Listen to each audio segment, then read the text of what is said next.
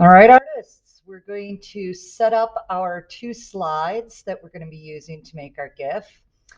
And you brainstormed ideas about a different job, you did some research possibly, and you made some sketches. So you have a plan and are ready to go.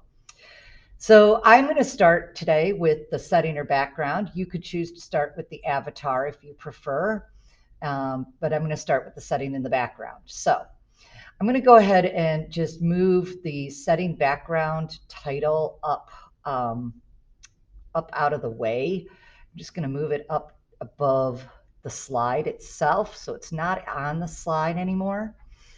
And now I'm going to think, okay, what is my job? My job is a librarian, and I do that in a library. So library, indoors, um, bookshelves, maybe windows, a checkout station, okay, possibly tables, right?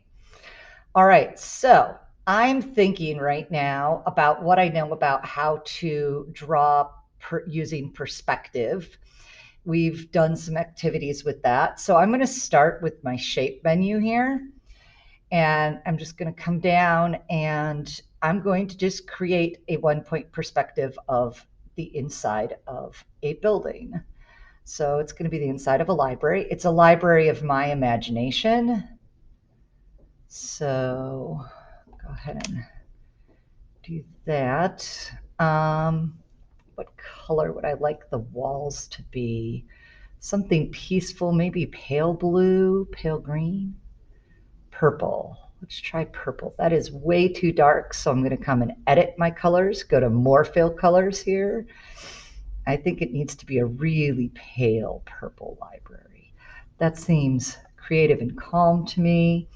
I could play with the colors a little more if I want to. We are not adding pictures for this project. You're drawing everything, but I could come in with these gradients. So it has that. I could come in and, yeah. So maybe I'll make it like that. All right. Now I need walls. I have a couple options here. I could draw lines, which is a little harder to fill in the shapes, or I can use this trapezoid.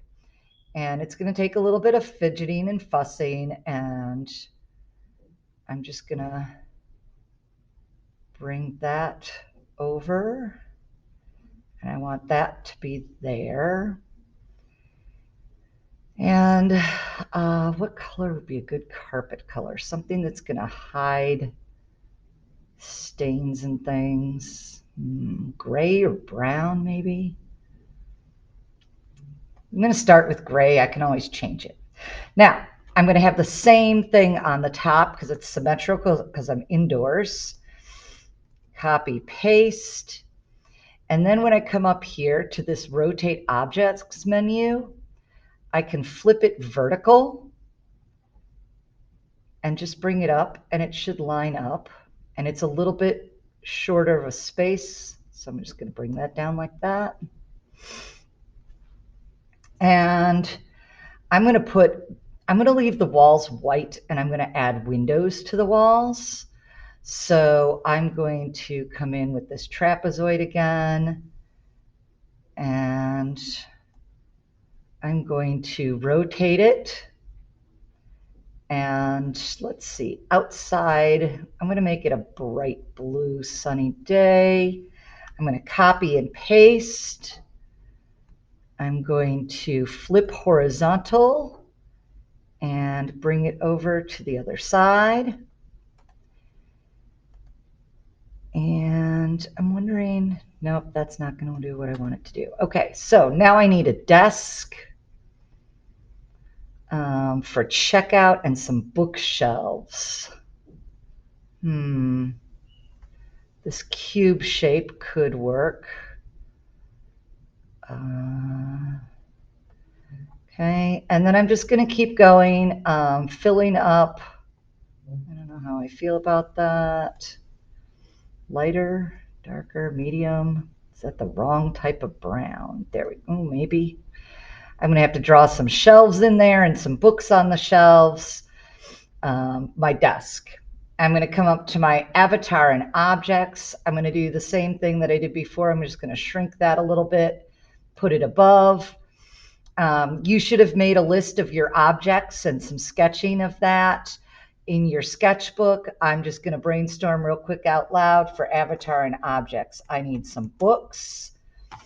I need maybe a computer for checkout, a chair for reading. Maybe we're going to do some reading some books. Okay. You can have more objects. And then I'm going to come up to my shapes and I'm going to start to create my avatar. I'm going to start with my avatar first. And when I start, I can either start trying to figure out colors. Now, this is an avatar. It's a picture of you. Okay? It's an abstracted sort of cartoon self-portrait. So when you come in, you want to look at the colors and find the appropriate color for your skin color. If you can't find it on the basic colors, then come in here and drag your color chooser, color picker, whatever we want to call this, around and look and see. Look for the color that best matches you. Okay, we have a whole range of browns that are usually found in the oranges and yellows and reds. So if it's leans more towards the lighter, towards the darker, I can move that over and then I can see that same darkness in a value, right? As I move over and see where is that line? Little too yellow, little too green. I'm coming over here, maybe a purple. There are some skin tones that have some purples in them. So look around, explore, find the one that best matches you. My skin tends towards the pinky colors. So I'm going to go with that one there. And then I'm going to draw the rest of my body. Now I'm going to be a librarian wearing clothes for indoors. I might wear a dress or pants and a nice top. I could get really fancy with a suit jacket. Here's where I can, again, play with colors. I would say in the clothes for colors, if you wanted to play, if there was some textures that would work, you could play with textures or patterns. These are kind of fun. We have, our clothing comes in with different patterns and things on it. So maybe I'm going to go with polka dots. I am a pink person, pink. Wow, pattern fill in pink. That's in red. So I'm going to explore, experiment. Maybe I want, that's really red though. I'm not so much of a red person. I want that pinky purple color. That's more me. All right, so I'm just going to get that back. And I'm going to continue to create my body, the rest of my body parts, using different shapes. Explore and play. Some of these shapes here, these L shapes, might make an interesting arm or a leg. I can turn that. Now, if I do this, I don't really have a need to bend. So if I want to make my character kick something or walk, I might not want to do this because then I can't bend the knee, right? So think about the shapes you're choosing and sort of play with it a little bit. Same with the arms. If I choose something like this for the arms, or if I were to chest out, I played with this earlier. I thought, oh, well, maybe this arrow shape would make a good arm. It kind of does.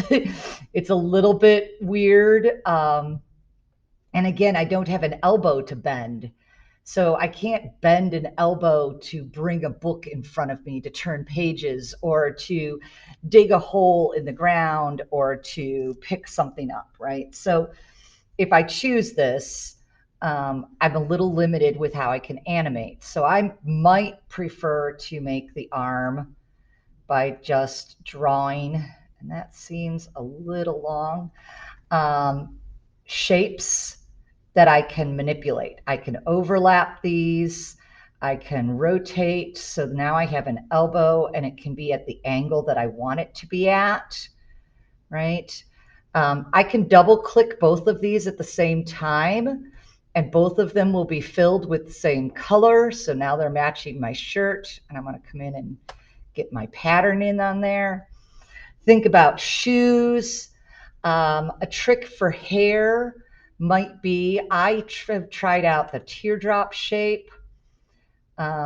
This is kind of nice for a ponytail or longer hair. And then I want to find a hair color.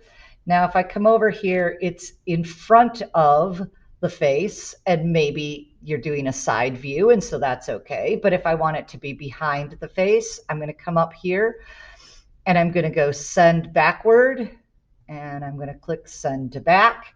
And now the hair is behind the head and behind the shoulders.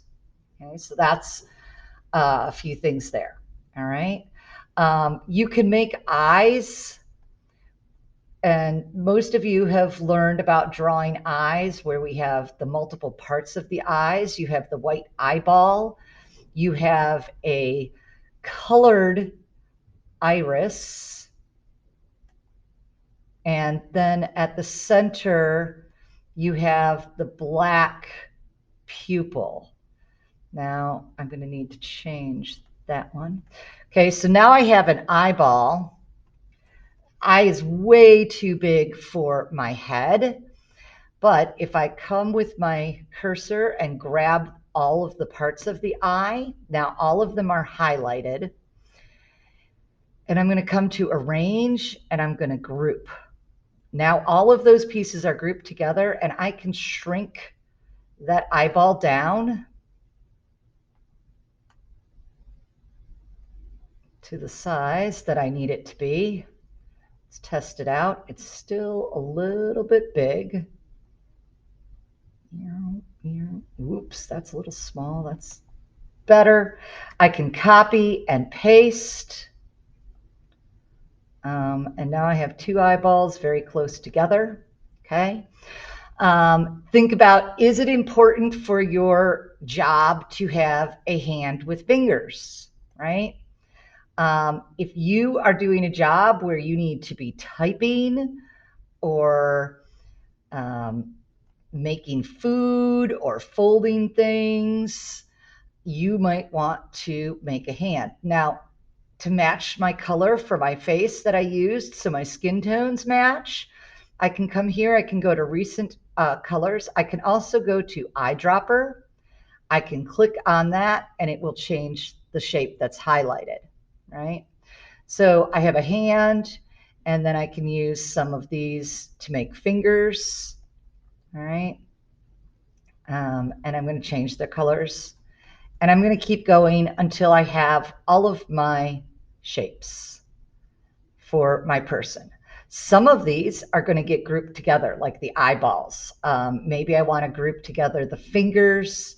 I'm going to copy and paste to make these fingers go faster, and then I will change the color on them. I can click both of these at the same time. So now rather than trying to do 5 fingers, use your rotate key. Ooh, that's still a little bit funky. Play with it. I need a thumb yet. And now I have too many, right? So explore and be creative with your color choices.